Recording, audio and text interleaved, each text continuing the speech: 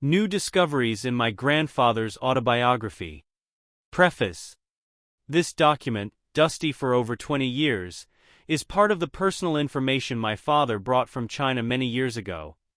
That day he carefully handed me a tan manila envelope containing his published articles, newspaper excerpts of his work and his resume, all of which marked his life's journey. At the time, although already advanced in age, my father continued to diligently cultivate the field of rehabilitation medicine in China, a field he had helped to pioneer.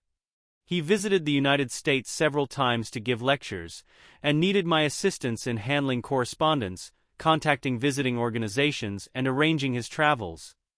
I took the document, briefly glanced through it, and immediately sensed its importance, carefully preserving it. However, life is unpredictable. After my father's death, due to moving, busy work schedules, and the fact that these documents were stored in an inconspicuous area, I rarely saw them and even thought they were lost.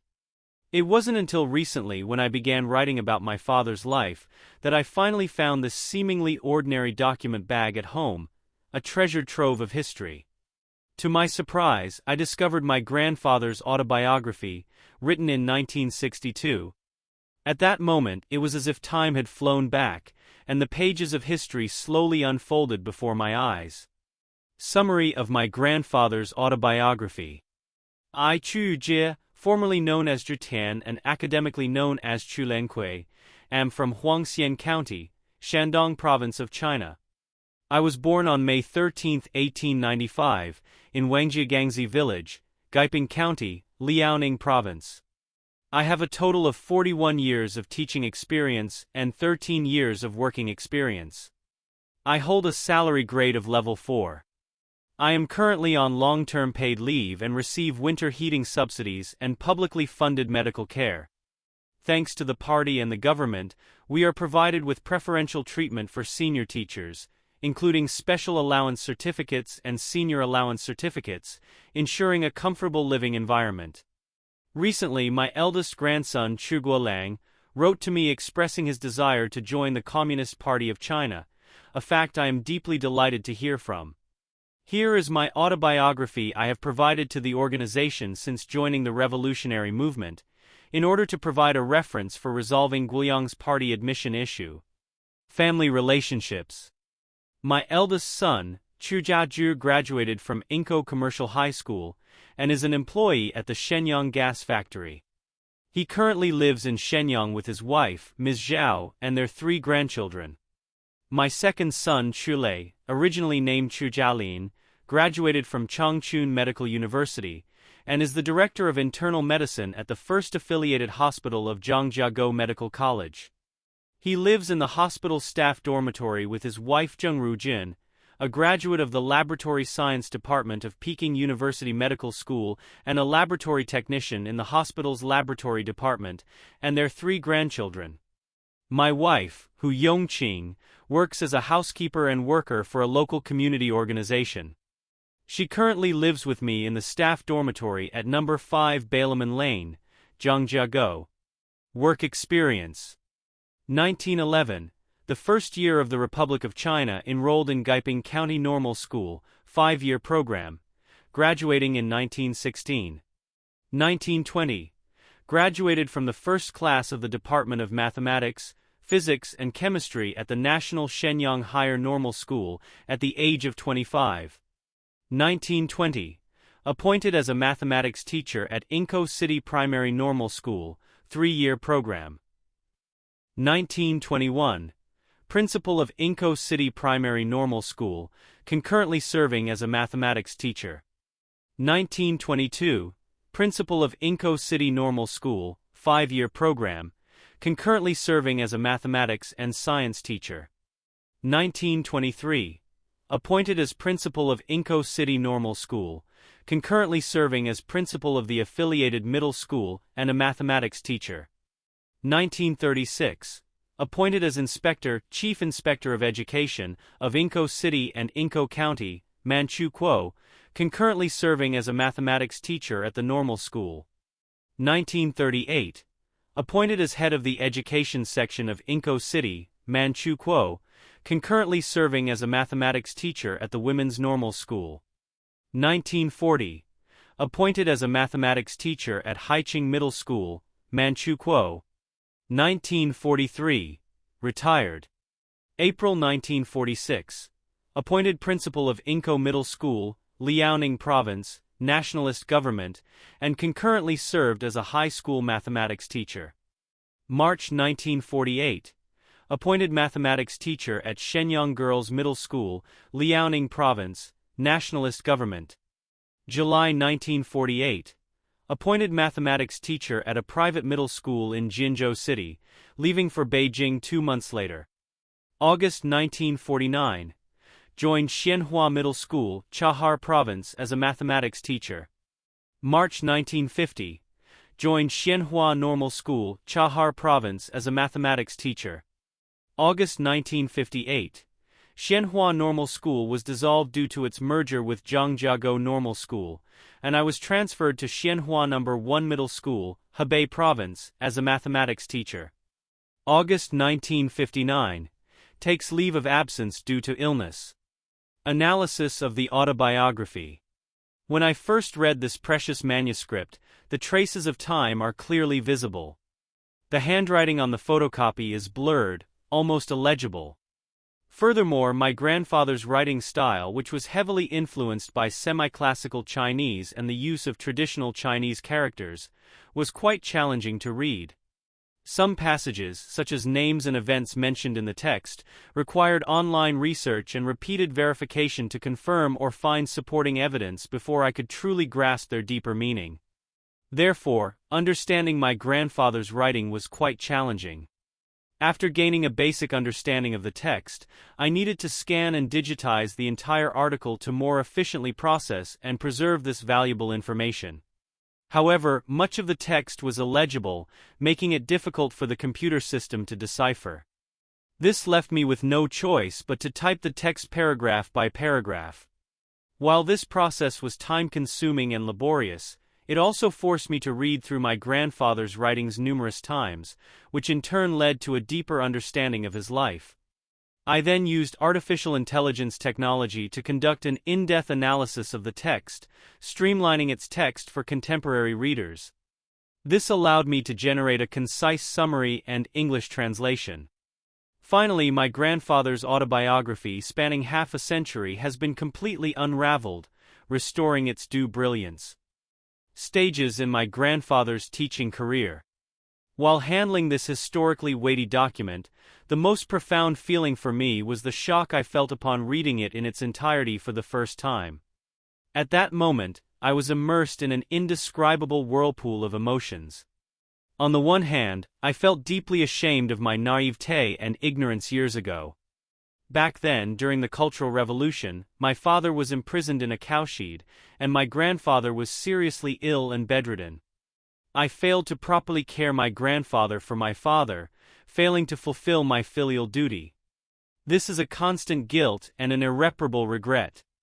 On the other hand, compared to the impression I formed in my childhood, my grandfather had always been a stern, even somewhat intimidating, old man in a black Chinese cotton jacket, sitting on the Kong.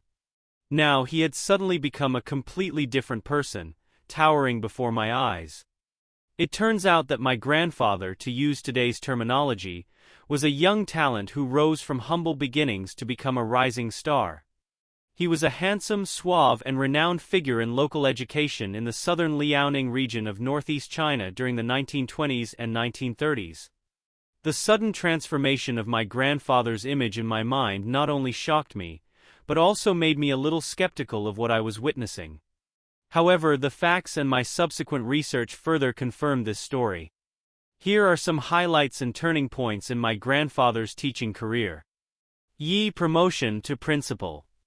In his self-examination materials during the Cultural Revolution, my father mentioned my grandfather's experience at the Yingkou Normal School, now known as the Yingkou Elementary Normal School/Middle School. He remarked that during his first year as a mathematics teacher, his outstanding teaching ability and rigorous academic approach earned him unanimous recognition from both faculty and students. The following year, upon the departure of Bian Zongming, my grandfather's fellow townsman and former student at Shenyang Normal University, he took over the principalship. He served for over a decade, laying a solid foundation for the development of Yingkou Normal University. Incidentally, Bian Zongming, also known as Bian Hongru, was known as the foremost archaeologist in northeast China. His work, Original Rubbings of Stone Carvings from the Liao Tombs in Rihe, was published in the first volume of Northeastern Literature Collection, in July 1934, and remains a classic in the study of Liao and Jin history in China. During the War of Resistance against Japanese aggression, he worked at the Northeast Education Relief Office of the Ministry of Education of the Nationalist government and hosted my father in Chongqing, Sichuan. After the liberation of Northeast China, he took over Liaoning's educational institutions as the Minister of Education of Liaoning Province under the Nationalist government, where he interacted again with my grandfather. Our highlights. During his tenure as principal of Yingkou Normal University, my grandfather was in the prime of his life, his career flourishing and on the rise. In a recently discovered photo from 1933, the 12th anniversary celebration of Yingkou Normal School, I clearly see my grandfather, tall and well-dressed, front row center. He looks radiant and full of energy. This group photo with the school's faculty and students vividly captures the peak of his life, when he was at the height of his success and career. His confidence and influence are palpable in the photo, making one marvel at his former glory.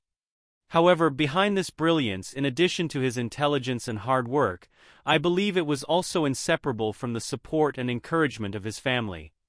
First, from my grandfather's autobiography, I learned that the Qu family's ancestors were impoverished farmers from Huangxian County, Shandong Province. For generations they toiled in the fields, leading an extremely difficult life. During the Qianlong reign, to escape famine, they left their homeland and journeyed to the northeast, resolutely arriving in Gaiping in southern Liaoning, to start a new life. Second, the true prosperity and development of the Qu family stemmed from my grandfather's father, my great-grandfather, Old Master Qu Pinsan.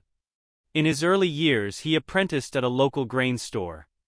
Through diligent study and hard work, he gradually rose to become the store's manager, accumulating not only extensive business experience, but also his first pot of gold. This laid a solid economic foundation for the Qu family's future prosperity. After accumulating savings, my great-grandfather, Qu Pin Clan, through his own hardships, deeply realized the power of knowledge to change destiny. He made a fateful decision that would impact the family's destiny. He dedicated all his savings to sending his only son, my grandfather, to college. My grandfather lived up to my father's high expectations, studying diligently and achieving exceptional grades. He was highly regarded by the university, and considered a promising talent. Upon graduation, the university recognized his talent and strongly recommended him for admission to Shenyang Normal University, the equivalent of modern graduate school. This laid a solid foundation for the aspiring young man's knowledge and career development, and established the connections that would later fuel his career. After graduating from Normal University, my grandfather, without any connections, was assigned to teach at Yingkou Elementary Normal School. From there he worked diligently and silently. Remarkably, within just his first year, his outstanding teaching skills and noble ethics earned him the unanimous praise and respect of teachers, students, and parents. So, the following year, after the previous principal left the position vacant, local gentry recommended him as principal and entrusted him with the important task of transforming the normal school into a 5-year program and establishing an affiliated middle school. Faced with such a heavy responsibility, my grandfather, though still a young and inexperienced teacher, demonstrated remarkable courage and foresight. By mobilizing the active participation of all sectors of society, and through extensive fundraising, he not only completed the restructuring of the primary normal school and added an attached middle school within 2 years, but also built and renovated nearly 28 new school buildings, improving educational conditions. This significantly expanded the school's scale and influence. Even more remarkable, the entire expansion project cost the government no money, relying entirely on public donations and self-raised funds, a true miracle at the time. Even more remarkable, thanks to my grandfather's tireless efforts, by the fall of 1929, the school had raised approximately 100,000 yuan, expanding its campus to over 80 rooms. The dedication ceremony for the newly expanded building was a feast of unprecedented proportions, with people from all walks of life flocking to congratulate him. No wonder my grandfather received such lavish commendations and high praise from governments at all levels. Behind these honors lies the immense hard work he put in. It can be said that my grandfather made outstanding contributions to local education, which are obvious to all and recorded in history. 3. What to do when a movement strikes. I recently came across a piece about my grandfather online. It was a short article published in Liaohuan Literature, describing the events that took place in Yingkou in 1928, commemorating the third anniversary of the May 30th massacre. The underground party branch of Yingkou Normal School organized a student movement and launched citywide demonstrations. The next day, police suddenly surrounded the school, preventing students from marching in the streets to demand the resumption of classes. As a result, the identities of some party members and league members were exposed and forced to leave Yingkou and return to Shenyang. During summer vacation, my grandfather Qu Yujie, as principal, announced at a faculty meeting the dismissal of teachers Dong Chongqing, Xia Shouqing, and Huang Wuren, all underground party members. He also expelled 8 other students including Sun Songxi, who led the demonstration. Thus, the party branch at Yingkou Normal School ceased operations. My grandfather's true stance on this incident is unknown. But as principal, how could he know who was an underground party member? It's likely that the authorities' investigation led to his execution. Furthermore, as a teacher and school administrator, he was no different from today's teachers and principals. He undoubtedly wanted students to focus on their studies. Therefore, some of the decisions my grandfather made back then were largely confined to that historical era. 4. The difficulties of running a school after the war. My grandfather's autobiography also reveals a little-known part of history. After Japan's surrender, he actively assisted Bian Zongming, the representative of the Nationalist government and director of the Liaoning Provincial Department of Education, in taking over Liaoning's education sector, contributing to the postwar reconstruction of education. He was also reappointed as president of Yingkou Normal School, an appointment officially announced by the Nationalist government, demonstrating his status and influence in the educational community.